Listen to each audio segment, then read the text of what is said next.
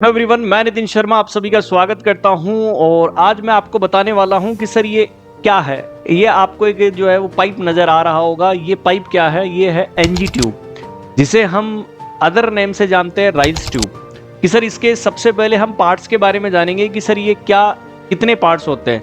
देखिएगा, आप सभी को यहाँ पर पोर्ट्स दिखाई दे रहे हैं, छोटे छोटे छिद्र दिखाई दे रहे होंगे, और इन्हें बोलते हैं लेटरल आइज। क्या बोलते हैं? Lateral eyes. और आपको एकदम ग्रीन कलर की जो है एकदम मार्किंग या लाइन आपको दिखाई दे रही होगी, और इस लाइन को हम क्या बोलते हैं? Radio OPEC line. कि जब भी हम एक्सरे करते हैं, प्लेसमेंट यदि चेक किया जाता है, तो इसलिए हम वहां पर क्या करने वाले हैं, इसी रेडियो ओपेक डाई के द्वारा जो है ये लाइन मेजरमेंट बताती है कि कहां पर ये ट्यूब लगी हुई है। सबसे पहले बात करते हैं कि सर कौन सी पोजीशन के अंदर हम इसको इंसर्शन करते हैं। तो आपको जो है एग्जाम के अंदर क्वेश्चन पूछेगा तो आप क्या आंसर करेंगे? हाई फाउलर पोजीशन के अंदर। कि सर इसकी जनरली लेंथ जो है वो कितनी देखने को मिलती है? 50 से लेकर 300 सेंटीमीटर तक लेंथ होती है।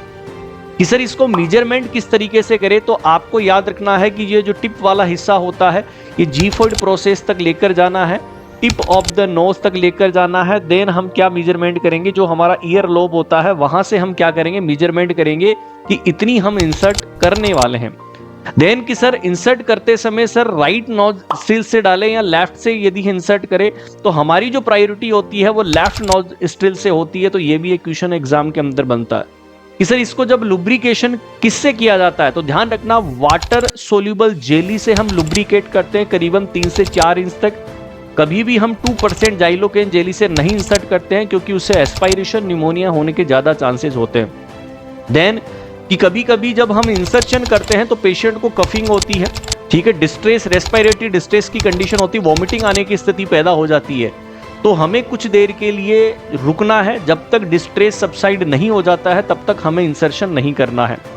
देन कि सर इसका प्लेसमेंट यदि हमें चेक करना है तो प्लेसमेंट कैसे होगा? तो प्लेसमेंट का पता करने के लिए सबसे बेस्ट मेथड माना गया है एक्सरे। जो एक्सरे ये रेडियो ओपेक लाइन जो है जिसके अंदर हम पता कर सकते हैं।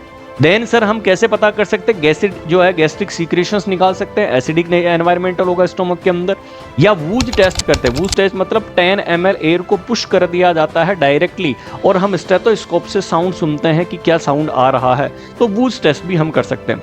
इसी तरीके की डेली इंटरेस्टिंग वीडियो देखने के लिए हमारे चैनल को सब्सक्राइब कर लीजिए। Thank you so much.